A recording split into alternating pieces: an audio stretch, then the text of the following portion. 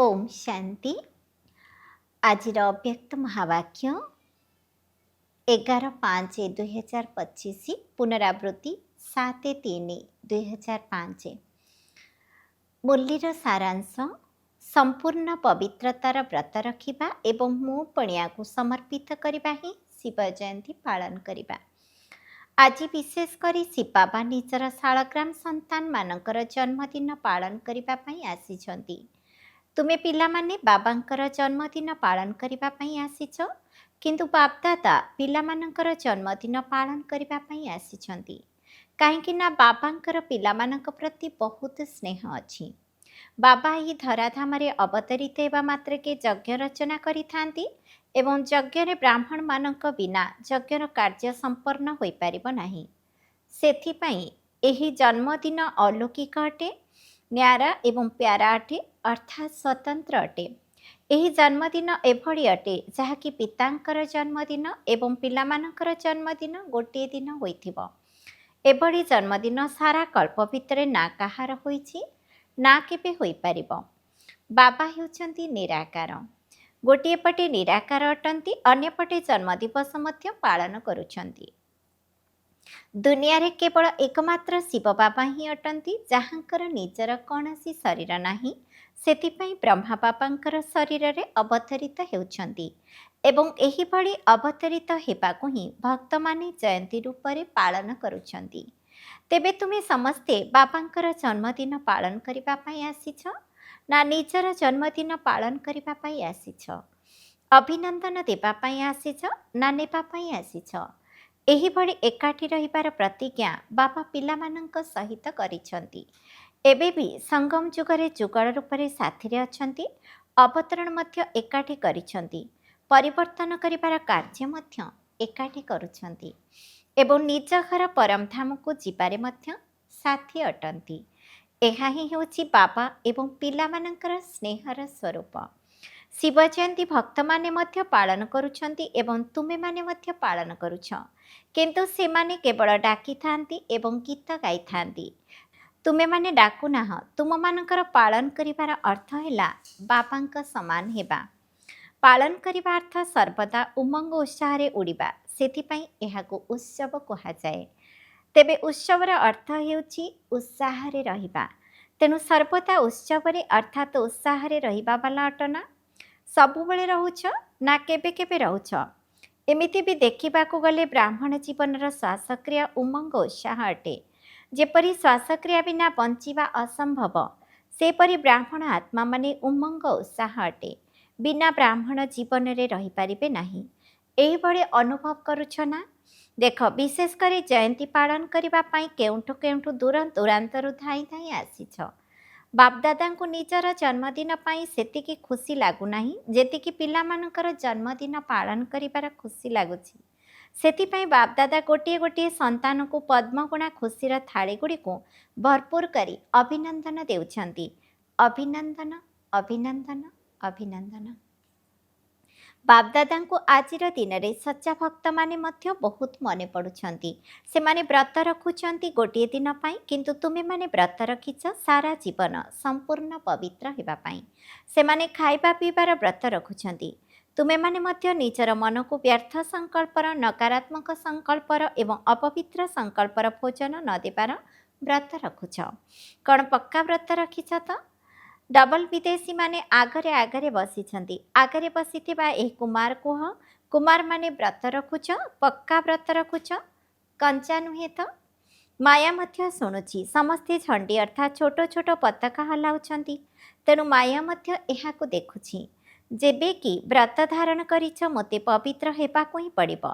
तेणु व्रत रखिबा अर्थ निजर मनोवृत्ति को श्रेष्ठ करिबा। तेबे मनर वृत्ति ଯେଉଁ भଳି ହୋଇଥାଏ, दृष्टि एवं कृति अर्थात कर्म मध्य स्वतः सेही भଳି ହୋଇଥାଏ। तेणु एही भଳି व्रत रखिछ ना? पवित्र शुभ वृत्ति, पवित्र शुभ दृष्टि। जेतेबेले परस्पर को देखुछ, कौन देखुछ? मुह को देखुछ ना भ्रुकुटी मझिरे चमकुथिबा आत्मा को देखुछ? केही जणे कहुथिला जेतेबेले कथा कहिबाको पडुछि बा किछि काम करिबाको पडुछि, सेतेबेले मुह को देखि कथा कहिबाको पडुछि। ଆଖି ଉପରେ ହିଁ ଦୃଷ୍ଟି ପଡ଼ୁଛି। ତେଣୁ କେବେ କେବେ ମୁଖକୁ ଦେଖିବା ଦ୍ୱାରା ଟିକେ ଦୃଷ୍ଟି ବଦଳି ଯାଉଛି। ତେଣୁ ବାପଦାଦା କହୁଛନ୍ତି ଆଖି ସହିତ ଭ୍ରୁକୁଟି ମଧ୍ୟ ରହିଛି। ତେଣୁ ଭ୍ରୁକୁଟି ମଝିରେ ଆତ୍ମାକୁ ଦେଖି କଥା ହୋଇପାରିବ। ଏବେ ବାପଦାଦା ସମ୍ମୁଖରେ ବସି ପିଲାମାନଙ୍କର ଆଖିକୁ ଦେଖୁଛନ୍ତି ନା ଭ୍ରୁକୁଟିକୁ ଦେଖୁଛନ୍ତି ଜାଣିପାରୁଛ? ଦୁଇଟି ଯାକ ପାଖାପାଖି ତ ଅଛନ୍ତି ନା? ତେଣୁ ମୁଖକୁ ଦେଖ, କିନ୍ତୁ ମୁଖରେ ଥିବା ଭ୍ରୁକୁଟି ମଝିରେ ଚମକୁଥିବା ତାରାକୁ ଦେଖ। ତେଣୁ ଏହାର ମଧ୍ୟ ବ୍ରତ ରଖ। ବ୍ରତ ରଖିଛ, କିନ୍ତୁ ଏଥିପ୍ରତି ଆହୁରି ଅଧିକ ଧ୍ୟାନ ଦିଅ। ଆତ୍ମାକୁ ଦେଖି କଥାବାର୍ତ୍ତା କରିବାକୁ ହେବ। ଆତ୍ମା ସହିତ ଆତ୍ମା କଥା ହେଉଛି, ଆତ୍ମା ଦେଖୁଛି। ଏହାଦ୍ୱାରା ବୃତ୍ତି ସର୍ବଦା ଶୁଭ ରହିବ ଏବଂ ଆଉ ଗୋଟିଏ ଲାଭ ହେବ, ଯାହାକି ଯେପରି ବୃତ୍ତି ସେହି ଅନୁସାରେ ବାୟୁମଣ୍ଡଳ ମଧ୍ୟ ନିର୍ମାଣ ହୋଇଥାଏ ଏବଂ ବାୟୁମଣ୍ଡଳକୁ ଶ୍ରେଷ୍ଠ କରିବା ଦ୍ୱାରା ନିଜର ପୁରୁଷାର୍ଥ ସହିତ ସେବା ମଧ୍ୟ ହୋଇଯାଇଥାଏ। ତେଣୁ ଡବଲ ଫାଇଦା ହେଲା ନା?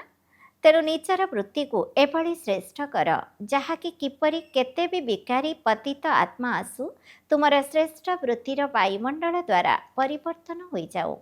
ଏହିଭଳି ବ୍ରତ ସର୍ବଦା ସ୍ମୃତିରେ ରହୁ ଏବଂ ସ୍ୱରୂପରେ ରହୁ। ଆଜିକାଲି ବାପଦାଦା ପିଲାମାନଙ୍କର ଚାର୍ଟକୁ ଦେଖୁଛନ୍ତି। ନିଜର ବୃତ୍ତି ଦ୍ୱାରା ବାୟୁମଣ୍ଡଳ ସୃଷ୍ଟି କରିବା ପରିବର୍ତ୍ତେ କେଉଁଠି କେଉଁଠି କେବେ କେବେ ଅନ୍ୟମାନଙ୍କର ବାୟୁମଣ୍ଡଳ ମଧ୍ୟ ପ୍ରଭାବ ପଡ଼ିଯାଉଛି। ଏହାର କାରଣ କ'ଣ? ପିଲାମାନେ ବାର୍ତ୍ତାଳାପ କରିବା ସମୟରେ ବହୁତ ମିଠା ମିଠା କଥା କହିଥାନ୍ତି। ଏହାଙ୍କର ବିଶେଷତା ଭଲ ଲାଗୁଛି, ଏହାଙ୍କଠାରୁ ବହୁତ ଭଲ ସହଯୋଗ ମିଳୁଛି। କିନ୍ତୁ ବିଶେଷତା ତ ପ୍ରଭୁଙ୍କର ଦାନ ଅଟେ। ବ୍ରାହ୍ମଣ ଜୀବନରେ ଯାହା ବି ପ୍ରାପ୍ତ ହୋଇଛି, ଯାହା ବି ବିଶେଷତା ଅଛି, ସବୁକିଛି ପ୍ରଭୁ ପ୍ରସାଦ ଅଟେ, ପ୍ରଭୁଙ୍କର ଦାନ ଅଟେ। ତେଣୁ ଦାତାଙ୍କୁ ଭୁଲି ଦାତାଙ୍କଠାରୁ ନେବାବାଲାଙ୍କୁ ମଧ୍ୟ ମନେ ପକାଉଛ। ପ୍ରସାଦ କେବେ ବି କାହାର ବ୍ୟକ୍ତିଗତ ଅଟେ, ଏହା ତ ଗାୟନ ନାହିଁ। ପ୍ରଭୁ ପ୍ରସାଦ ବୋଲି କହିଥାନ୍ତି, ଅମୁକଙ୍କର ପ୍ରସାଦ କୁହାଯାଏ ନାହିଁ। ସହଯୋଗ ମିଳୁଛି, ଏହା ତ ଭଲ କଥା, କିନ୍ତୁ ସହଯୋଗ କରାଉଥିବା ଦାତାଙ୍କୁ କାହିଁକି ଭୁଲି ଯାଉଛ? ତେଣୁ ପକ୍କା ପକ୍କା ଜନ୍ମଦିନର ବ୍ରତ ରଖୁଛ ନା? ବୃତ୍ତି ପରିବର୍ତ୍ତନ ହୋଇଯାଇଛି ତ? ତେବେ ସମ୍ପୂର୍ଣ୍ଣ ପବିତ୍ରତାକୁ ଧାରଣ କରିବା ହିଁ ସଚ୍ଚା ସଚ୍ଚା ବ୍ରତ ରଖିବା ବା ପ୍ରତିଜ୍ଞା କରିବା।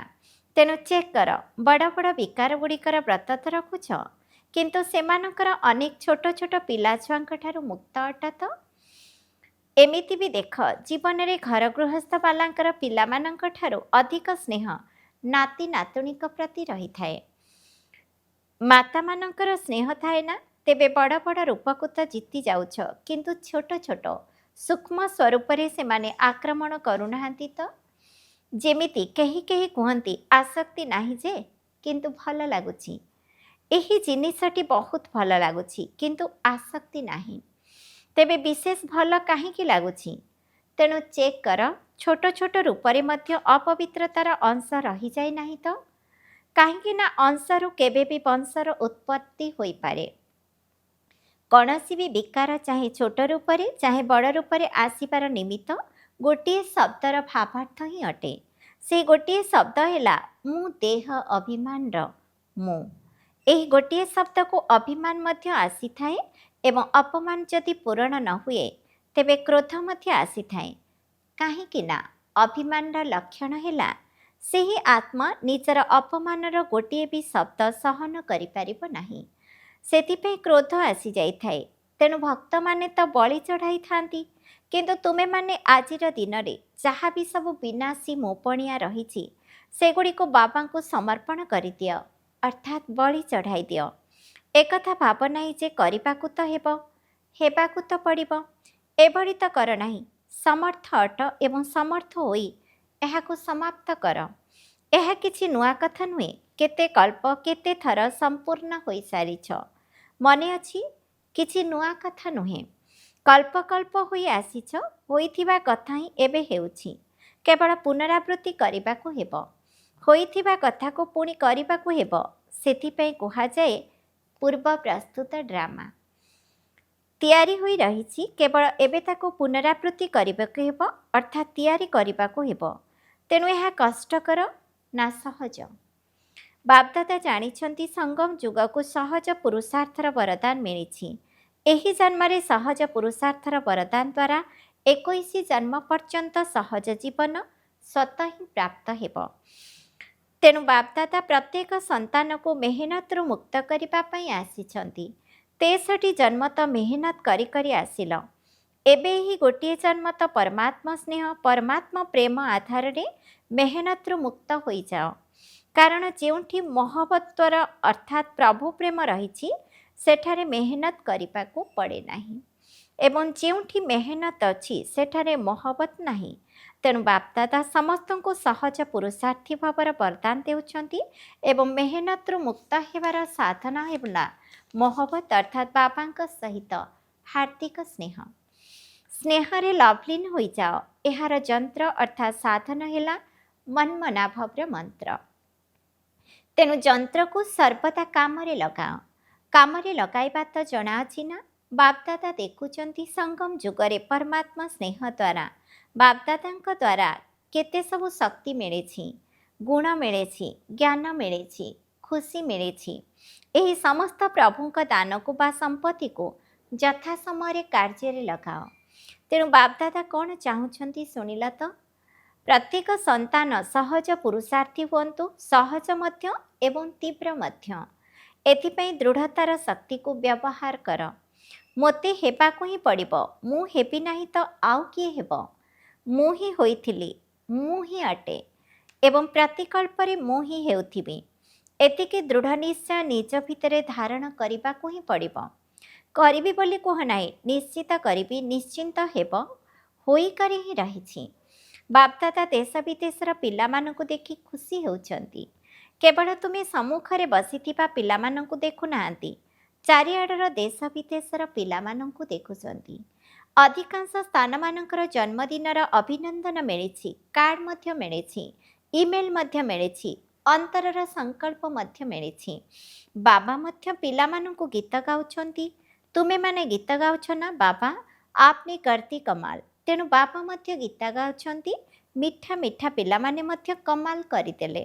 ବାପଦାଦା ତ ସବୁବେଳେ କହୁଛନ୍ତି ଯେ ତୁମେମାନେ ତ ସମ୍ମୁଖରେ ବସିଛ, କିନ୍ତୁ ଦୂରରେ ବସିଥିବା ପିଲାମାନେ ମଧ୍ୟ ବାପଦାଦାଙ୍କର ହୃଦୟରେ ବସିଛନ୍ତି। ଆଜି ଚାରିଆଡ଼େ ପିଲାମାନଙ୍କର ସଂକଳ୍ପରେ ଅଛି ଅଭିନନ୍ଦନ, ଅଭିନନ୍ଦନ, ଅଭିନନ୍ଦନ। ବାପଦାଦାଙ୍କର କାନରେ ମଧ୍ୟ ଶବ୍ଦ ଶୁଣାଯାଉଛି ଏବଂ ମନରେ ସଂକଳ୍ପ ମଧ୍ୟ ପହଞ୍ଚୁଛି କି ଏହିସବୁ କାର୍ଡ଼ ବା ପତ୍ରଗୁଡ଼ିକ ତ ନିମିତ୍ତ ମାତ୍ର ଅଟେ, କିନ୍ତୁ ବହୁତ ବଡ଼ ହୀରାଠାରୁ ମଧ୍ୟ ଅଧିକ ମୂଲ୍ୟବାନ ଉପହାର ମଧ୍ୟ ଅଟେ। ଏହି କଥା ସମସ୍ତେ ଶୁଣିଛନ୍ତି ମଧ୍ୟ ଏବଂ ହର୍ଷିତ ମଧ୍ୟ ହେଉଛନ୍ତି। ତେବେ ସମସ୍ତେ ନିଜର ଜନ୍ମଦିନ ପାଳନ କରିନେଲ ତ?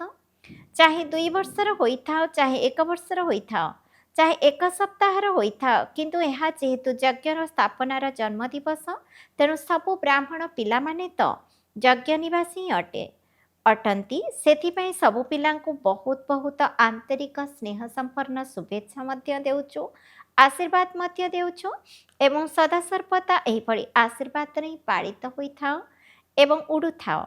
ତେବେ ଆଶୀର୍ବାଦ ଦେବା ଏବଂ ନେବା ତ ସହଜ ଅଟେ ନା? କ'ଣ ସହଜ ଅଟେ ନା? ଯେଉଁମାନେ ଭାବୁଛନ୍ତି ସହଜ ଅଟେ ସେମାନେ ହାତ ଉଠାଅ, ପତାକା ହଲାଅ।